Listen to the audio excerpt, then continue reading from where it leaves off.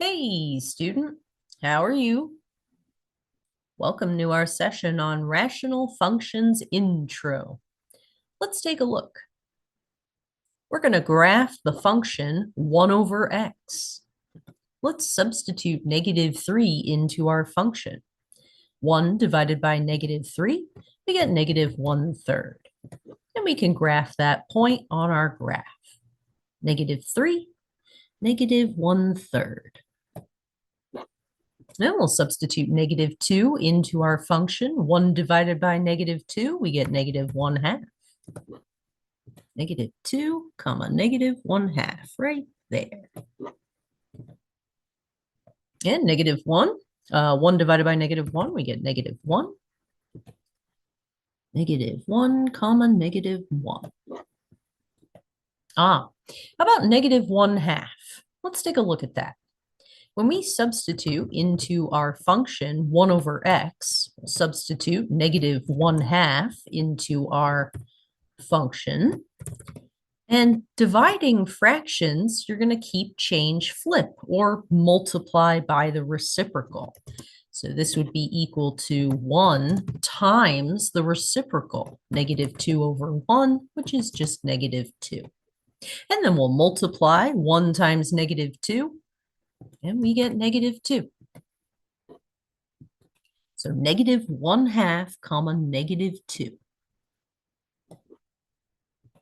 And we'll do -1/4. 1 divided by -1/4 is the same as multiplying by -4. 1 times -4 is -4.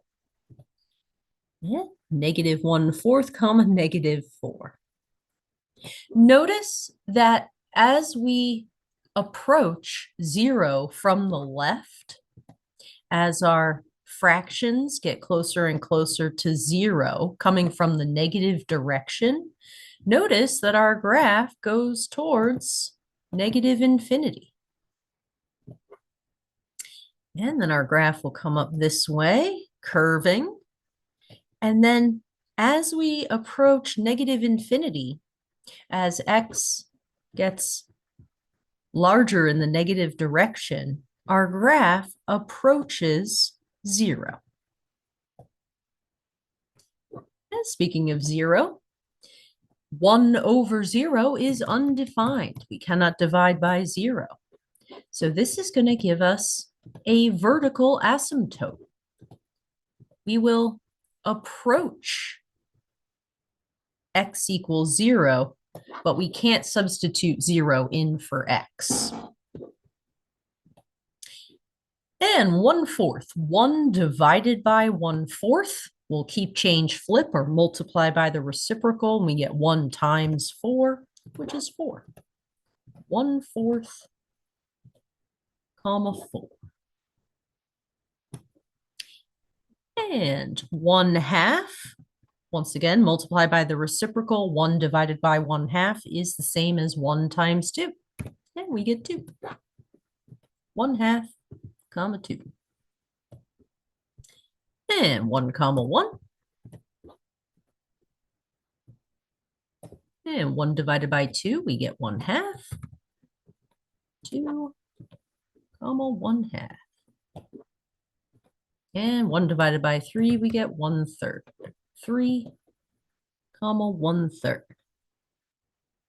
And on this piece of the graph, we'll notice some of the behaviors. As we approach 0, x equals 0, from the right, the graph goes up to positive infinity. Since we're dividing, we're multiplying by the reciprocal. And then as we head towards x equals positive infinity, the graph is approaching 0, but we never actually reach x is 0. And that will actually give us a horizontal asymptote. Let's take some notes.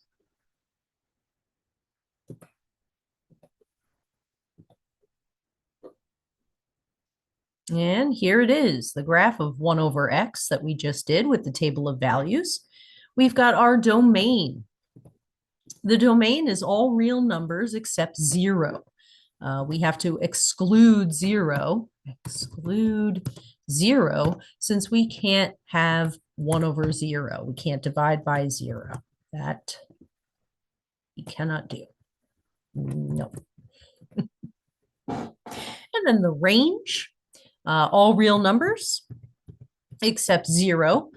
We will never actually reach 0 for the range. That will give us our horizontal asymptote. We'll approach it, but never actually reach it. There are no x-intercepts for 1 over x. We have no y-intercept either.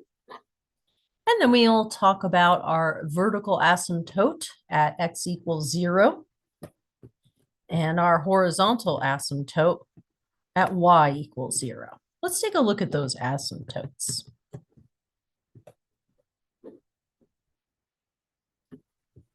So the end behavior of our graph, 1 over x, end behavior, as we approach negative infinity, x equals negative infinity, as we go to the left, we are approaching 0, but never actually reach it. And as x goes to positive infinity to the right, we are approaching 0, but never actually reach it. So our horizontal asymptote is y equals 0.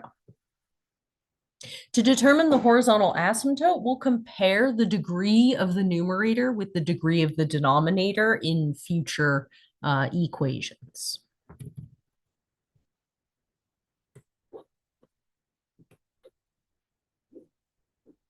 And then the middle behavior, we see that it was as we approach 0 from the right, approaching 0 from the right. So our positive fractions are getting smaller and smaller. 1 over 10, 1 over 100, 1 over 1,000, 1 over 10,000. And as we do that, since we are dividing, we're multiplying by the reciprocal. So we end up with 10, 100, 1,000, 10,000 as our positive fractions get closer and closer to 0.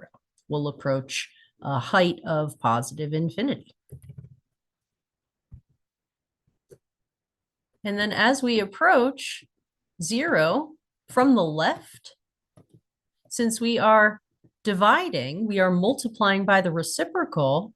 So our numbers, our outputs, are getting very large in the negative direction. So as we approach x equals 0 from the left, our y values approach negative infinity. And this gives us our vertical asymptote, x equals 0. To determine the values that make the denominator 0. So 1 over x, 0 is undefined.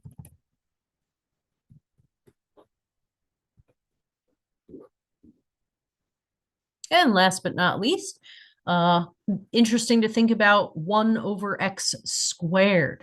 And notice the difference as we approach x equals 0. We do need to test x values to determine the behavior of the graph as it approaches the vertical asymptotes. And that's for another video. Thanks so much for joining this session, and I'll see you next time.